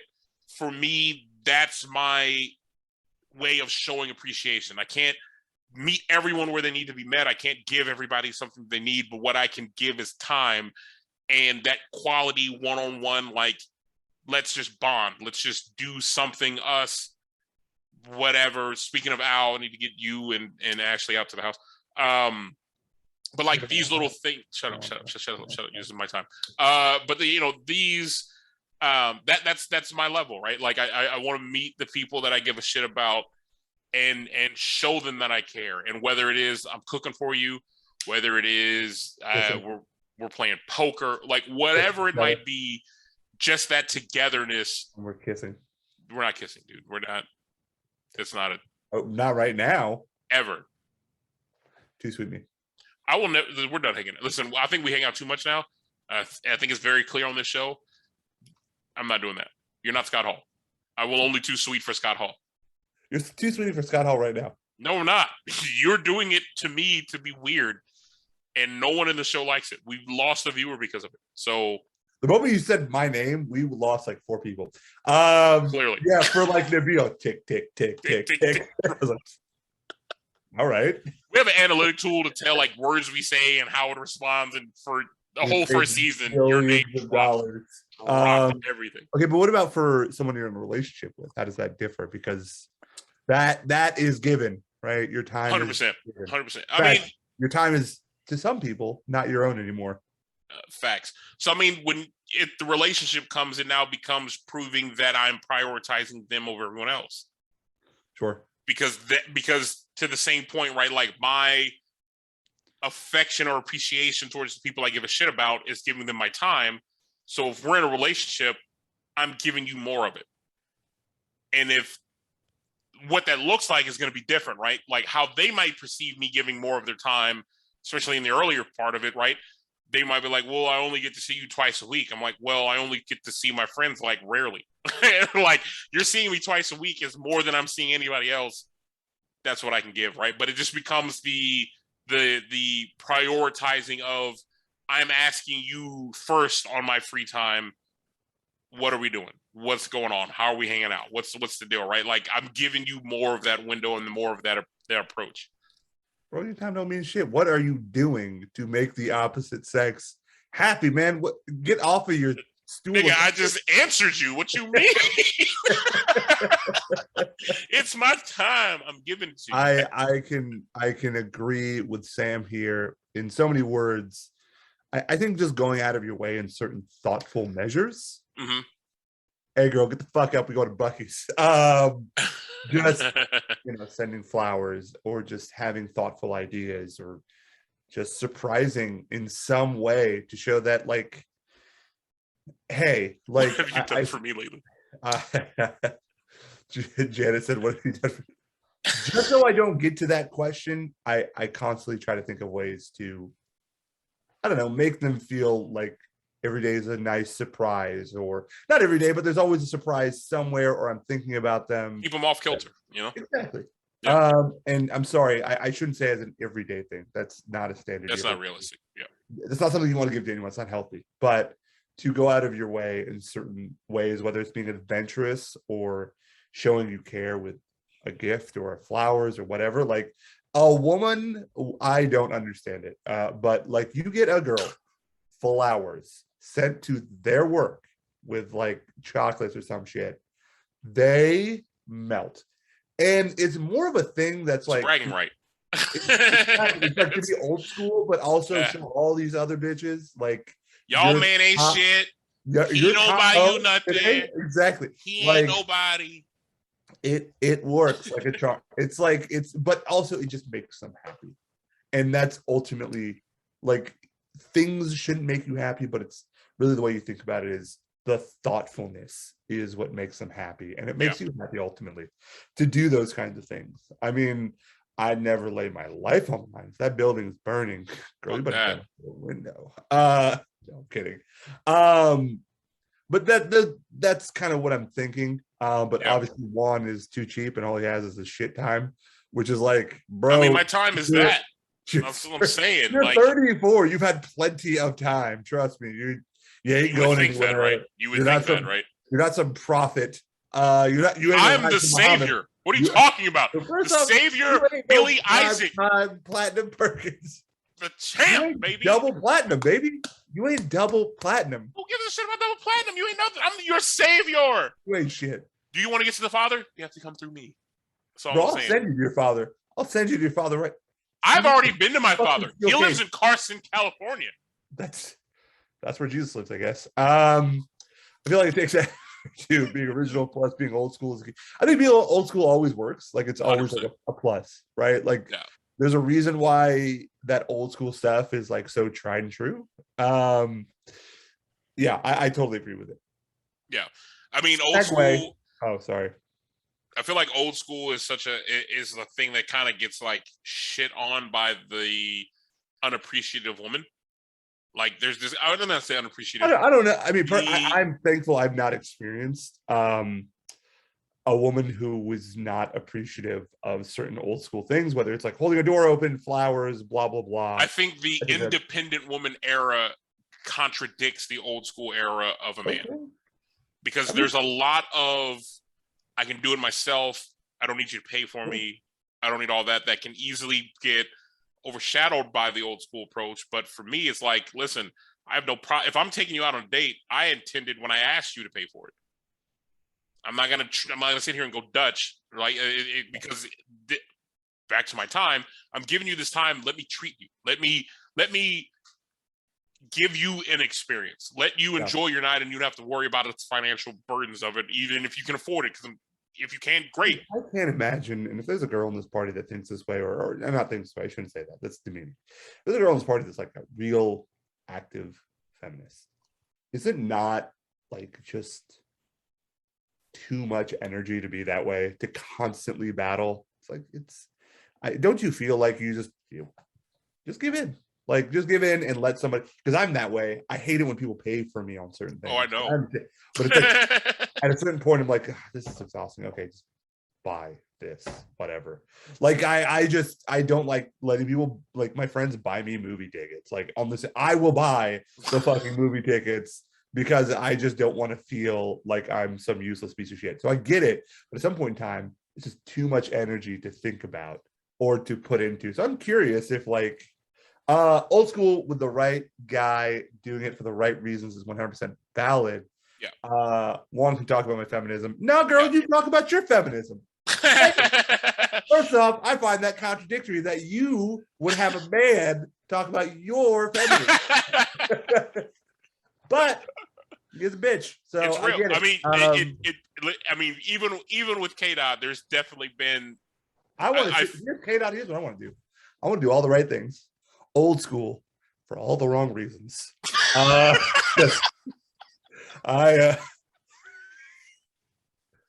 I'm going to take you out on a nice dinner date. I'm going to make sure you enjoy the shit out of your time. Hold the door open for you, and then just somehow steal your social security number. All I'm saying, it works. So, like, a great example of this was I was in Richmond for one of our mutual friends, Bree's birthday, and I knew when the guys in this group talked about this was going to be a terrible idea. But I was like, fuck it, we're doing it anyway, right? So we went to this really nice dinner. We had a great night out. We had drinks and all this shit.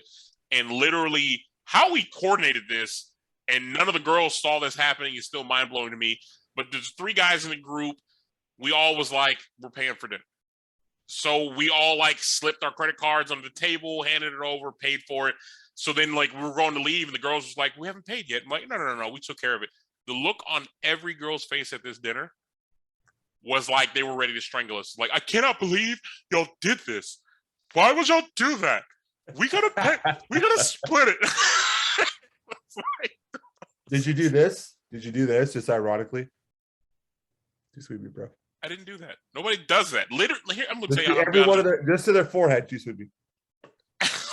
Nobody did that. No one did that. Listen, nobody did that. But yeah, K-Dot was not happy about it. None of the ladies were happy about it. I think there was another time. Right now, K-Dot, too sweet. K-Dot, listen, for the love of God, Nabil will be here when you come down. Do not ever too sweet him. Give me a little too sweet, bro. You not do that. But yeah, no, they're out there. There's those ladies that just do not want you to, like, you know, do something. I get where it comes off, but like, you know, a lot of women just don't appreciate when we want to do something nice. Like, fuck it, just let me treat you to this. And I get it. You want to pay it. We're not doing it all the time, but you know, fuck it. Funny. Yeah. Let me take your money. K-Dot, if it makes you feel any better, when you come down, I'll let you buy me a drink. K-Dot, if it makes you feel better, I'm going to too sweet you right now. Let me tell you something, brother. You're going to hit me too sweet, right now. Yeah, that's what I'm talking about. Oh, yeah. Can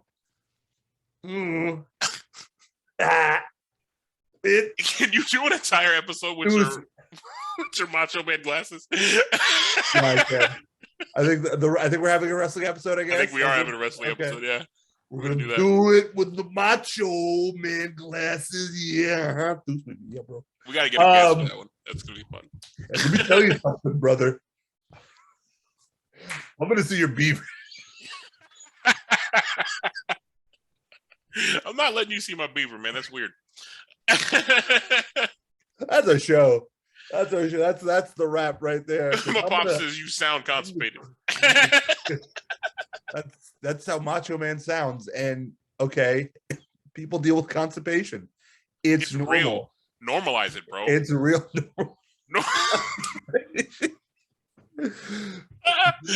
Constipation. Yep. Yeah. Normalize it. Got a little poop up in your body. Come on. Yeah. Mm-hmm. I love that. We just did that. That was the whole thing. A little bit of yup and a lot of bit of yeah. That's what I'm talking about. That one, show me your beaver. Too sweet. I'm not showing you my beaver. What is that? Why is Jesus Christ? First episode's off the rails, guys. I gotta see you butt naked. That's all. All right, guys. That's it. We're done. That's the end of the show. That's literally the last. Y'all have officially been a part of sex appreciation, and I feel like we appreciated the hell out of sex, kind of, in this entire episode. I'll tell you what I appreciate. One. Nope. Listen, okay, so Oh my State. God. God damn it! I hate everything about this.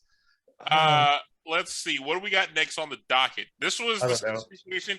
We Oh, nailed hey. it. Oh, go on. What was our movie supposed to be, by the way? Did we decide on Holy movies? cow, we did not. Oh, I know which one I want you to watch next. Do you know what you want me to watch next? Because I can verbally vomit that out now. Okay, I want to ask if you've seen LA Confidential. No, Okay, LA Confidential is definitely your movie. LA Confidential set. Awesome. You have not watched Lock, Stock, and Two Smoking Barrels, have you? Right. Okay, that's Yeah, you're gonna watch that. great. LA Okay, cool. Confidential. I'm writing it down because I'm an old man. At some point in time, I'm gonna make Juan watch a Korean movie. It's a Korean Western movie called The Good, the Bad, and the Weird. We'll get to that one next. We'll get to that one.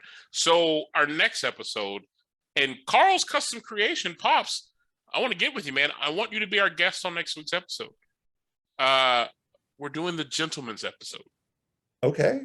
I didn't even know about this. What is the gentleman's episode? All things manly. Whiskey, I love it. cigars, classy hats, suits. What defines classy? We're just gonna have a gentleman's episode, Pops. I like that. Get your whiskey glass out, pour you up a thing or two. We're gonna talk about cigars, what you like, whiskeys you like. I don't know if Patrick Escobar's on here. We might get two guests on here because Escobar is a big whiskey guy. Hartman's are. We're gonna have a ball next week, which is gentleman's episode. So, ladies, join in and check it out. It's gonna be a I ball. feel like we're gonna spend 10 minutes just saying, Yeah. okay, Yeah. yeah. It's gonna be a ball. But that's next week's episode. We'll be here next Wednesday. After that one, we're going to do an entire draft conversation. So I know football is like, as we learn. I don't know, man. We might change that because we did not. Last time we did sports, people didn't like it. Did not like it.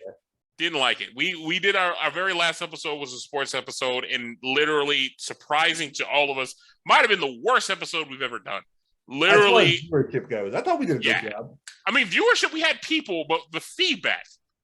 I got terrible feedback. Nobody liked it. Nobody liked it. So we might keep sports to the side. So we might change that up. That we do have a movie and TV episode this season, which I think is going to be dope. Where we're just gonna simply like talk through movies we like, TV shows we like, but then there's also going to reference like TV shows we watched as a kid, that nostalgia, that like what just made your childhood from TV shows. It's just be great. We're doing Nabil. All right. Next episode, Nabil, here's what we need to do. Because after we do the movie and TV episode is our foodie episode. So we can do our shitty food one. Then we'll sync up. We'll get shitty foods. But we're going to talk about the good food that we had. We are going to talk about the good foods. But you remember how we had this conversation before where I was going to pick a restaurant for you to eat. Yeah. Vice versa. I won't make you do a vegan restaurant.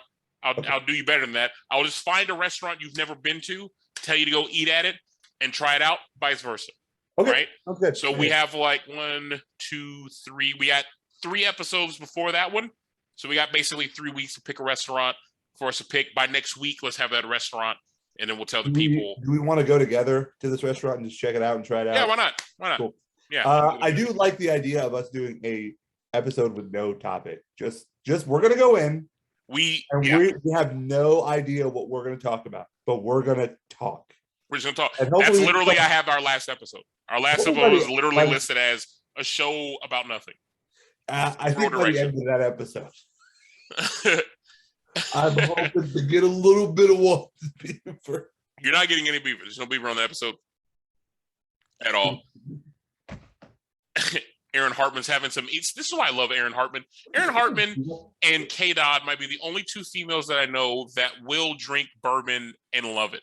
I don't know. Oh, is that what Eagle is? Yeah, Eagle Rare is a very good bourbon. And does your Eagle Rare drop down and get its own eagle on? Look at that! Look at that ratchet that just came out. Look at that ratchetness. Look at that. Okay, all right. So we got. So that's the food episode. After that, we're gonna do our wrestling episode. So we're gonna talk through wrestling. That's gonna be dope. We're gonna get him in his glasses. Then we're gonna do a whole episode about the housing market. because if there's anything the two of us can talk about, it's the housing market. Nabil more so than others. But we're going to try to get a guest to come in and kind of talk about how volatile it is. We might get a realtor in to kind of talk about Austin and all of that jazz. Wow, Patrick, easy, buddy. Easy with the Eagle is trash talk. Unbelievable. I will go ahead and say I trust Patrick on this one. I think Patrick's taste buds are where it's at. It's fighting words. Listen, somebody gets it. Those are fighting words too. Who are you, K-Sword? Yeah, identify yourself. Show us your identification plus your social security and give us money. K-Sword says we need to know your what up? Yeah, it's my homegirl. So my homegirl. I don't know you. You ain't shit. Nabil, you ain't shit. So after the housing market one is going to be very fun. We're going to bring Atalo back on for those who remember Atalo from season 1, and it is our conspiracy theory episode. Okay, and that's where Sam's also joining us. We'll get Sam Atalo on. We're going to talk through, chairs, if they're real or not, the chicken or the egg. We're going to have that conversation. What do you think came first? I'm just curious. Do you think the chicken or the egg came first? Chicken came first. Yeah, but it depends on your perspective on life. If you're a religious person, you believe the chicken came first. Oh, why is that? Because God created animals. God created all of these animals, gave them names, so then the chicken came first. And then reproduction happened, and then he gave the egg. Adam and Eve came first. Never come to a conclusion for myself. Like, I have, legit, logically, I can't make sense of it. But go on. Chicken omelet for my dad. I would, if I had to guess, I'd probably say the egg came first. But something had to birth the egg. Something had to warm the egg in order to keep it alive. Unless genetics then created this warmth needing to happen from the egg in order to hatch the egg. But something had to nurture the egg. Would you rather have chicken or would you rather have egg to eat? I'd rather have scrambled eggs, man, because I'll fuck some scrambled eggs up all day. But then again, chicken has so many possibilities. Like, chicken is just like an endless food. How come people don't always mix chicken with eggs? They don't taste. It's not a combination. Never heard of a chicken omelet. I don't think about it. Exactly. You never heard of but a rotisserie chicken, like fried chicken and eggs. Okay, cool. Fried chicken works with anything, but you've never heard of a rotisserie chicken and omelet. No, but I've definitely had a chicken biscuit with a fried egg on it, which is basically. But a chicken biscuit would be fried chicken.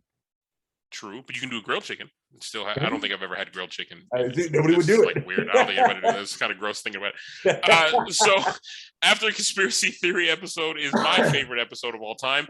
The fan appreciation episode where we appreciate the fans. So all of you who are fans will be heavily appreciated. And what does that mean? We're going to randomly grab a few of you to just come on into the episode, show your face, talk about something you care about. For a little bit. IHOP's chicken fajita omelet. That's disgusting. Pops, that's fucking gross. All right, Dad, you live in California, which means you are within driving distance of a Roscoe's Chicken and Waffles. So if I ever want to hear chicken mentioned as a breakfast item, I don't want to hear about it from an IHOP chicken fajita omelet. I want to hear about Roscoe's Chicken and Waffles with syrup poured all over it. Can I tell you what I want right now? And the movie Be Cool, and The Rock can grab the chicken with syrup and put that chicken bone in his mouth and pull that bone up. What? Gross scene. It's disgusting. Here's what I'm thinking about right now. I really want us to go to a Waffle House. Also, what was the name of that diner that we went to in Chicago?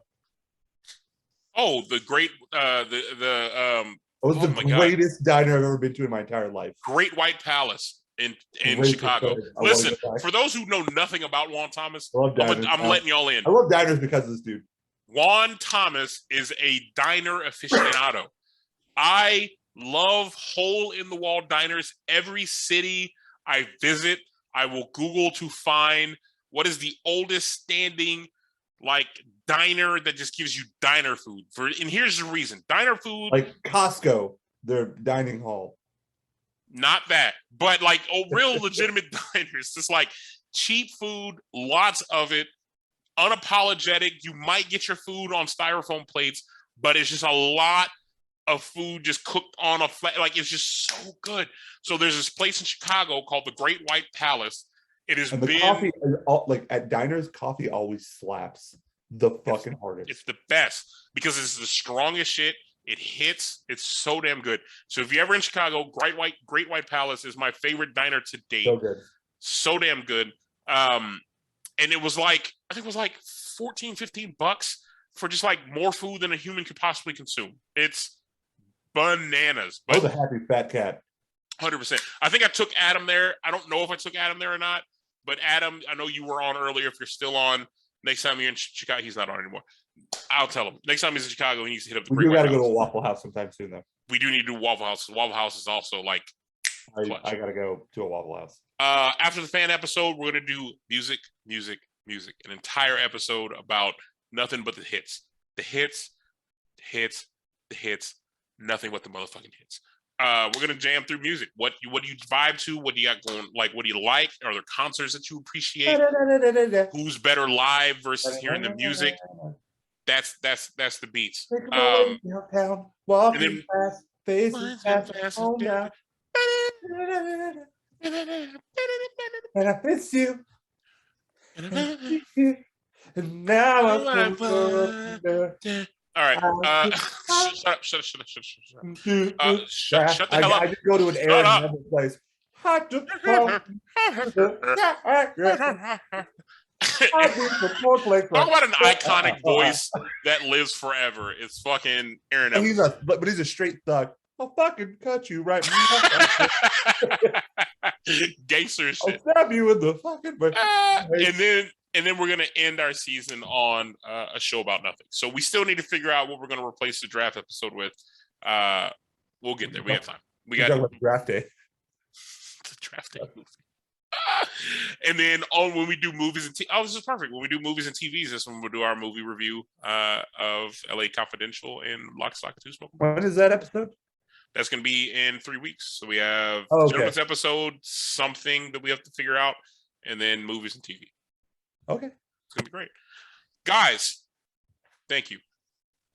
Thank you so much for coming on this journey with us through sex. That's not what it's appreciation. About. I had to finish it. You interrupted me in the middle. I had to finish the whole thing. Sex appreciation, kind of. We appreciate it. It's just today. About what we appreciate about partners. It's. Why are you giving me that face? Because it was sex appreciation, man. I'm not doing that. Nabil, what do you want to leave the people with before we sign off, man? Honestly, I was not feeling very good before this episode started. Fair. And yeah, I was just like, I feel like dog shit right now. However, being in here, having fun with you guys really gave me a lot of energy. I enjoyed every minute of it. I miss this. I miss you guys. I'm glad that you guys showed up. And yeah, I had fun. I had fun on like the most bullshit, like not bullshit topic, but a topic in which I'm pretty sure you didn't answer them halfway right, which you should have. And then we couldn't even think of the title properly, but it was still a fucking blast. And it says something to say that this was our first episode. We had the entire off season to figure out a proper name. Do you know when we came up with this shit? On Monday. Literally. And truth be told, we really kind of had the idea when we ended because we were going to do this in February, closer to Valentine's Day. That was the point. And then life happened and we pushed the shit all the way out. But that's it. It's fun being here. Fun seeing you guys. Can't wait for the next episode, which I already forgot. Gentleman's episode. The gentleman's episode. Jesus Christ. Anyway, that was it. That's all I got. Take it away, sir. Yeah, I mean, I'll echo everything he says, guys. Y'all bring the energy every time we show up. It's funny when we do these things. I seriously this is like episode realistically 13 that we've done of this, and I anticipate every time that we do this that no one's showing up, but yet we keep getting people show up. Super interactive in the chat. Makes this worth it. This is why we keep showing up.